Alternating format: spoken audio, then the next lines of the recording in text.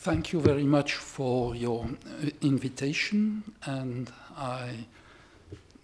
thank you for your presentation. So I shall be go very quickly. Yes, I do not need.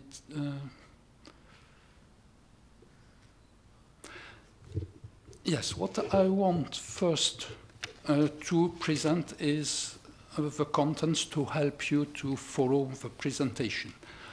First, I will raise the issue.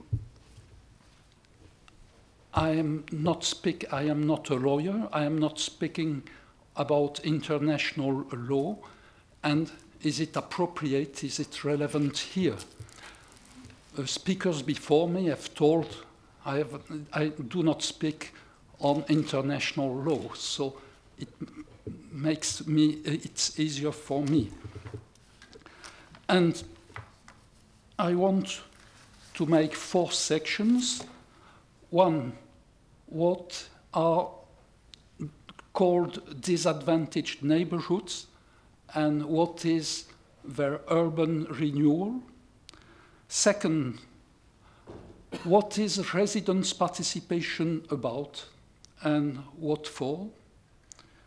Third, what is and what means active citizenship at a neighborhood level?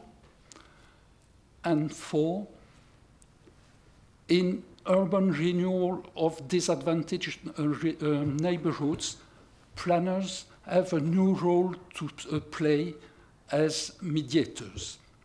And I have heard before the word compromise, and here also at grassroots level, I want to emphasize the need of compromises between neighbors and local authorities.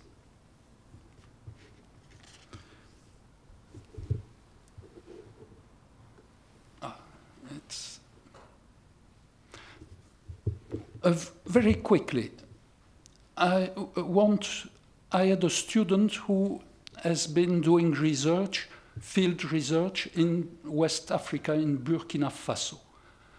And she was very surprised, and she told me, when you get to the main city, Ouagadougou, officials tell you, we have signed international law, adopted charts on children's rights, on gender equality, and it's the most advanced country in the world. But when you go to villages, when you go to popular neighborhoods, nothing has changed, and they remain ruled according to traditional laws. And that's the reason why I take some distance with the issues. I do not neglect them. The issues of international law. What is my main focus is what happens at a grassroots level. And first, what is called a disadvantaged neighborhood. Definitions vary according to countries, but a first character is geographical. Some of them, but less and less, are in the inner city, but in old and dilapidated neighborhoods. And I say less and less because with gentrification processes, these neighborhoods no longer are for poor people, they become for upper middle classes. And the other part of disadvantaged neighborhoods is at the periphery. Of course, you have very rich periphery, but you also have poor communities, poor neighborhoods in the periphery. And most of them are in former industrial and working class areas in which traditional industries are closed and unemployment high. It's also neighborhoods in which poor migrants find affordable housing. So, a disadvantaged neighborhood is a mixture with a common feature, poverty. And the population is a mixture of unskilled workers, long-term unemployed, foreigners and ethnic minorities. And when I speak of ethnic minorities, it's what is sometimes called second-generation migrants. Parents were foreigners and moved. Children were born in France or in the UK or in Germany. And even what is most frequent in France when they get national and French nationality and citizenship, they remain second-class citizens. And of course, also aging persons. This is very true in ex-East Germany, where young people moved towards Western Germany or towards United States or EU. So, this population, whether black or white, and this is distinct from the United States, belong to what is called by the US sociologist William Wilson, the underclass.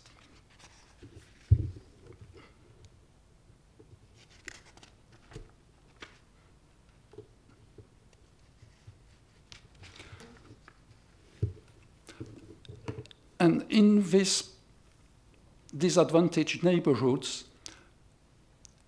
in most EU countries, they enter into an urban renewal process with various denominations. As an example, in the UK, you have City Challenge, you have Soziale Stadt, the social city in Germany, Politique de la ville, city policy in France, etc. This urban renewal combines a spatial dimension dealing with improving housing, improving transportations, infrastructures, and so on, but also a social dimension dealing with social problems, with education, with employment, with racism, crime, drug dealings, and so on, and informal economy. And for residents, urban renewal is both, and I emphasize on both, an opportunity and a risk. Opportunity because housing and infrastructures are improved. Some form of professional training is available. Some form of funding is available for social initiatives, but these opportunities go together with risks. The first and main risk, the housing is improved, but for whom? For former residents or for more affluent new residents? And in many cases, improved housing is unaffordable for former residents. I mentioned before gentrification, and I don't know whether it's a familiar word for every one of you. It's the process of invasion of a popular neighborhood by middle class,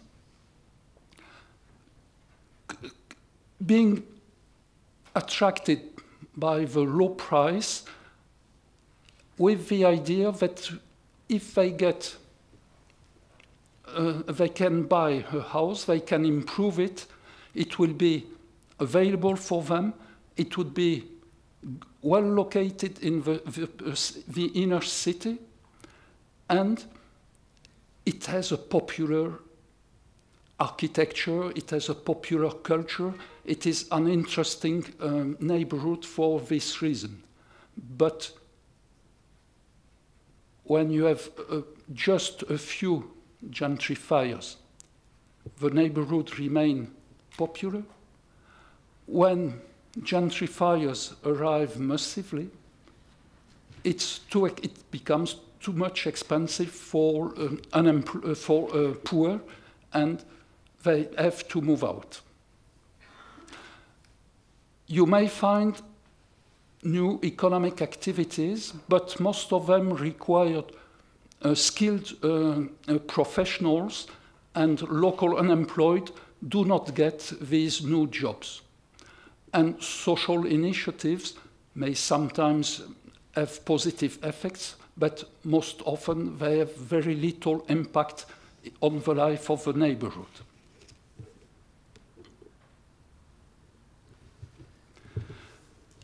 And a common trend to these urban renewal programs is to involve residents in the planning process. Of course, it's very different from one country to the other, and sometimes in the same country from one program to the other. But a common trend is to make it compulsory, but at the same time to keep it extremely vague on what is the necessity. To give you a simple example, in Germany, individuals and self-help groups are encouraged to do themselves in some of the improvements in housing, in gardens, etc. And it has, of course, economic reasons. When residents do the work themselves, it's cheaper for local authorities, but it's not the main one.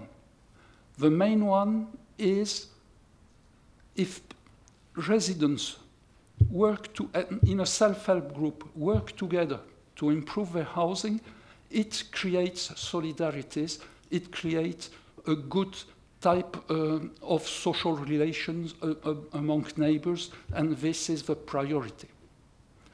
In France, this is fully neglected, and participation is restricted to discussions, and not necessarily to decision, but to discussions preparing the decision on what should be done and what residents expect from the renewal, what are the improvements which the population expects.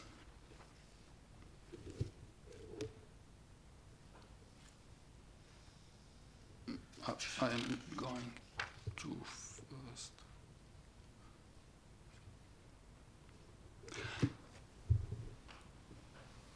Some of you, if you are working in urban planning, probably know the ladder of participation from the American planner Arnstein, which includes 8 or 9 ladders. I do believe it's relevant in the American context, but it may be not very relevant in other contexts. And I prefer a more simple ladder with 4 levels.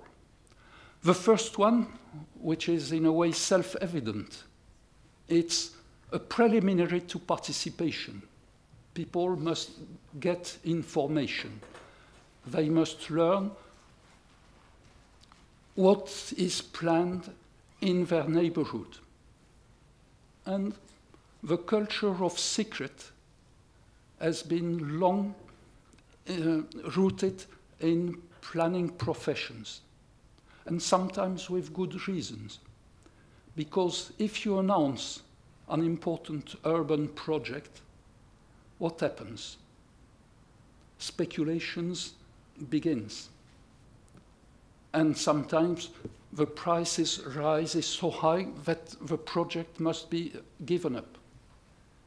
So this may be a good reason for keeping a secret, but usually it's an alibi for not informing residents. And I do believe information has more positive aspects than negative effects. But once people know about what is possibly not yet decided, but what are the ideas going on what should be or will be changed in their neighborhood, they may react and express themselves. And this is consultation. Authorities give information and expect a feedback, expect what pleased and what, with what residents agree and with what they disagree. But this is the limit of consultation. In a consultation process, and usually this is a regulatory, it's mandatory, but the authorities at the initiative of the consultation keep the full responsibility for deciding whether what is said is interesting or not, to make a selection. This, okay, it's interesting, we haven't thought of it, but they are right. This, it's uninteresting, we drop it. But of course, when residents express themselves, they want to have an influence on the project. And they try, and usually it requires mobilization and protestation. They want to enter into negotiations. And in this case, residents and managers will discuss and negotiate what should be improved in the initial renewal project. But managers and councillors make the final decision. And the fourth degree, which is very uncommon, but I was most interested to learn in the beginning of the afternoon that there is, for youth in the Council of Europe, what is called common agreement, or, but I do not remember what said the word used in the presentation, but you have forms where youth delegates decide on equal foot with European councillors on what is a matter and an issue for them. And this may happen in planning, but very unusual. And in such a case, the final decision is jointly made by residents, managers, and local authorities, local councillors.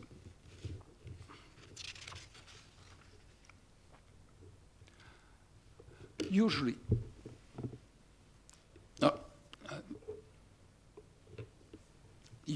results are disappointing. Why? Most residents have serious doubts on the reality of this democratic process. They believe, and sometimes they have good reasons for it, it is a cosmetic process and it is unable to change decisions which are already made or just changing detail. However, it might be, in some cases, a self-fulfilling prophecy. What is a self-fulfilling prophecy? It's a famous concept in sociology.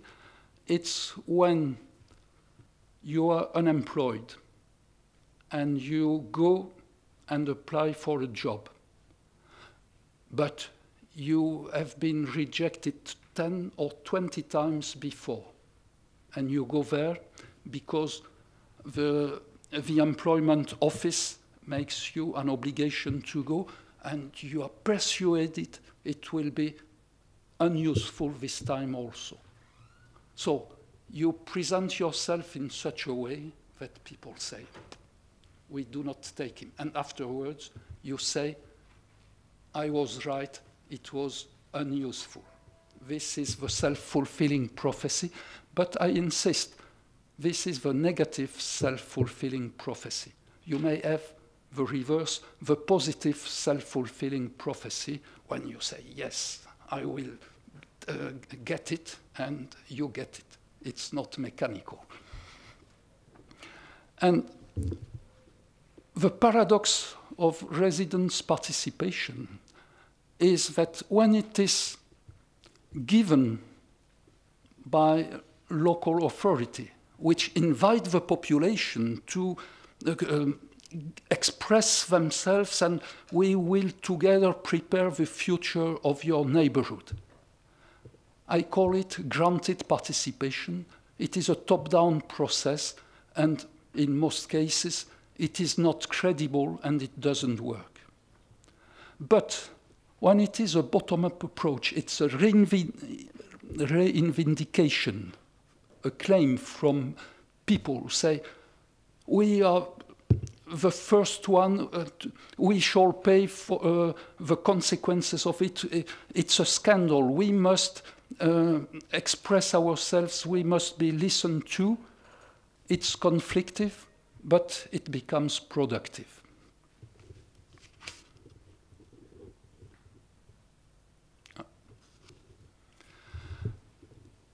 I reach my third part, active citizenship. I told you I'm not a lawyer, and I do not take the legal sense. And the legal sense, it has been expressed before, citizenship is a set of rights associated with duties. And citizenship is mainly, and this is very different from one country to another, not fully associated with nationality. Active citizenship is very different. Active citizenship is to take part in the political discussions, in the political debates on our common future, either at a local grassroots level, at a national or at a European level. And active citizenship is a social practice. Individuals and groups search together for their common good. And when in France, a foreign migrant who has no citizenship right claim this is a scandal, as a resident and as a taxpayer, he should be allowed to vote and to participate to the decision. He is an active citizen, although he has no citizenship right. And active citizenship, active as a citizen, because you may have a set of rights and you may have the right to vote, and you cannot, you are not perfectly free everywhere. In some countries, vote is compulsory. And it said it's a pedagogic measure to give people to help people to perceive the necessity of vote. But this is not my issue here. But you may have the right to vote and not vote. So it's active citizenship. It's a social practice and not a legal right. For becoming an active citizen, probably some form of civic education may be useful, but this is not enough. And active citizenship is a form of collective apprenticeship, of learning by doing. This was said before, earlier by in another presentation. And I believe the local community is the most appropriate level for such an apprenticeship. Of course, it is not restricted too strictly the local level, but it's easier, and when you do it at a local level, it's easier to do it at upper levels afterwards.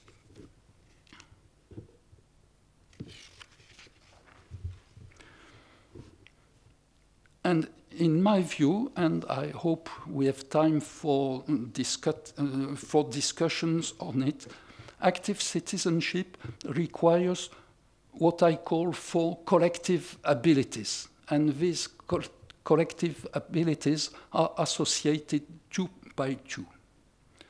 The first one is express yourself and defend your rights.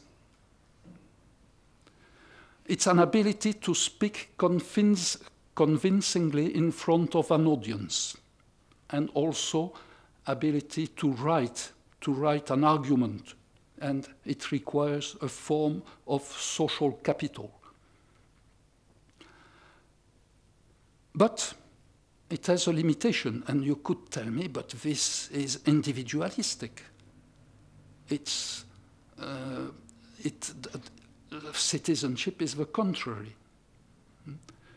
I do not believe, of course, express yourself and defend your rights, you may do it for a good cause or for an individualistic, selfish cause. And it's what is well known, the NIMBY effect, not in my backyard.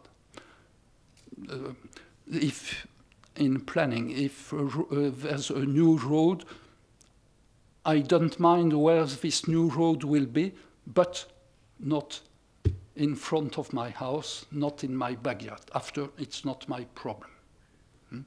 So this is a reality. But it's not the unique aspect. And if you do not defend yourself when you are poor, nobody will do it for you. But, and this is the reason why I say these abilities must be associated 2 by 2. It must be associated with a second ability. It's listening to others' rights. What is good for me is not necessarily good for the others. And this is a weakness of Kant's philosophy. If I do to the other what I consider good for me, I may be wrong. And it's the problem when you make a gift to somebody. Ironically, a gift in English means something you offer. And gift in German, it's the same origin, means a poison. And you have this ambiguity of... So, what I mean here, that you may have local authorities of goodwill imagining solutions for helping a neighborhood, but it's not what the neighborhood wants. And listen to the others is, I am not sure the others have the same expectations as I have. But for listening the others, you have a big problem. You need a common language. And in a disadvantaged neighborhood with a strong concentration of foreigners, and not necessarily from one nationality, but they come from different groups, in which many languages are spoken, it's extremely difficult to find solutions to translate projects and so on, so that everyone may understand what is at stake. But it's not when I speak here of translation, it's not limited at linguistic translation. It's also the translation of a technical language to make it accessible in plain language for people who are non-expert. And if you show a map, and today with computing, you may have easier, some solution. But even when you use these technical devices, it's not simple for people who are not professionals to understand what's at stake. And this also requires another form of translation.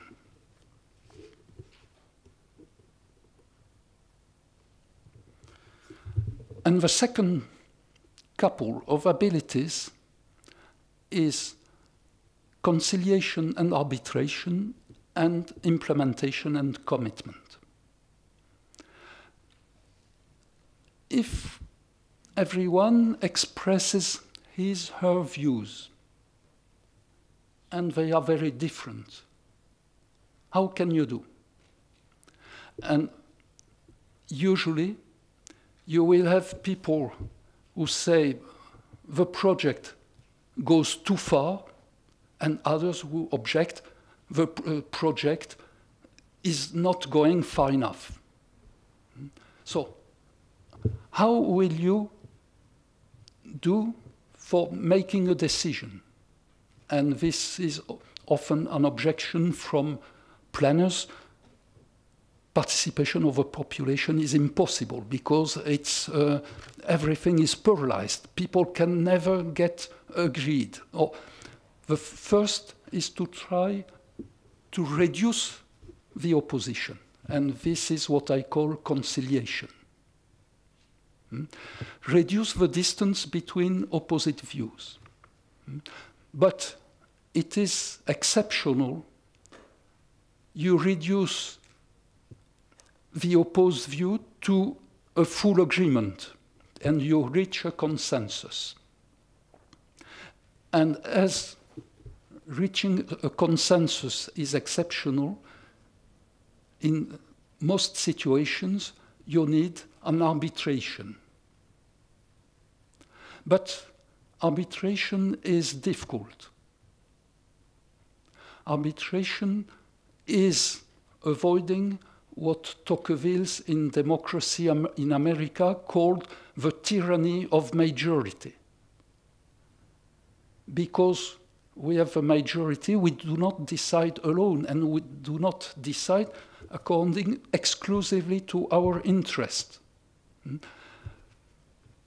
Arbitration must take into account minorities' rights and try not to please everyone, but to take into account some aspects of the different interests present, if it's a condition for the legitimacy of the decision.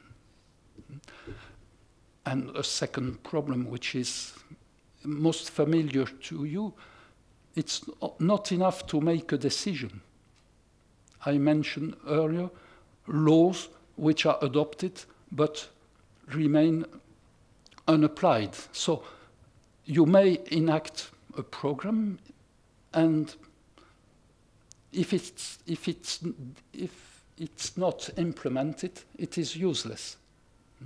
So when you reach an agreement on what must be changed, this agreement must be implemented, and it requires a strong commitment. And arbitration and commitment are linked together.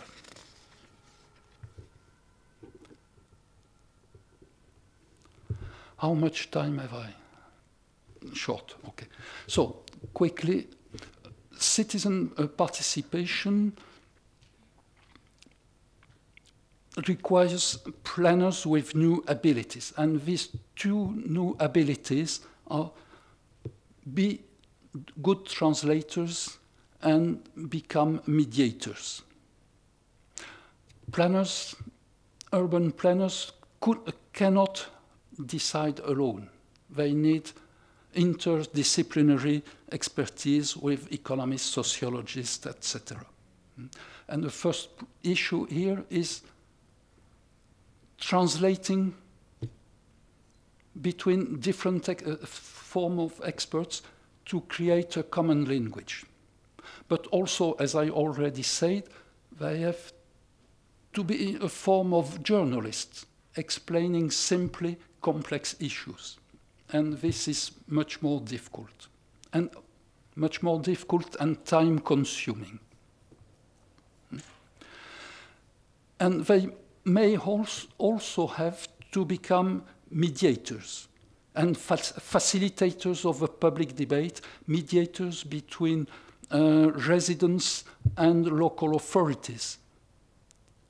And sometimes there's also an issue of translation. If you take a group of young teenagers who want a room for a meeting without adults, and a discussion with local authorities may be extremely difficult because they do not speak the same language. And so there is a need for mediators, but maybe a new type of mediators. Within a family mediator tries to be neutral, to help everyone to express itself, but leaving the family making the decision.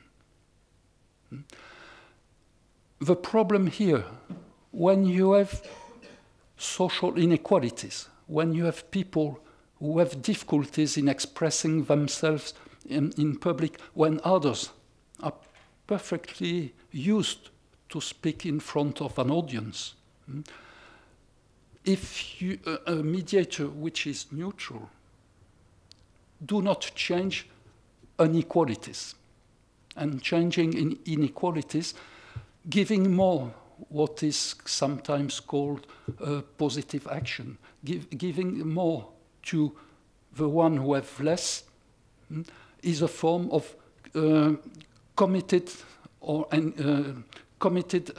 mediation. And I use the image of a smuggler for, I don't know whether you will find it relevant, for explaining it. And a very short conclusion. In my view, the German philosopher Habermas is right when he associates the ethics of discussion with communicative action. Discussion is performative. Discussion has social impacts. Discussion is associated with action. However, he presumes a consensus rule, and for me, it's unnecessary for two reasons. I do not believe you can reach a consensus when you have people which are not on equal foot, and this must be taken into account, and the reduction of economic and cultural inequalities are a challenge for democratic societies. And I do believe that dealing with conflicting interests and moral value, a sound compromise, what I also call a social transaction, is more realistic and more appropriate than a consensus. But I emphasize when you reach a compromise, because in French, compromise is very negatively perceived as a compromission. A compromise is an agreement. You do not get all what you expected, but the other also. It's a compromise, but you commit yourself to respect it. And this is relevant in disadvantaged neighborhoods, but maybe in society as a whole. And if you want to get in touch with me, I put my email address. Thank you for all your attention.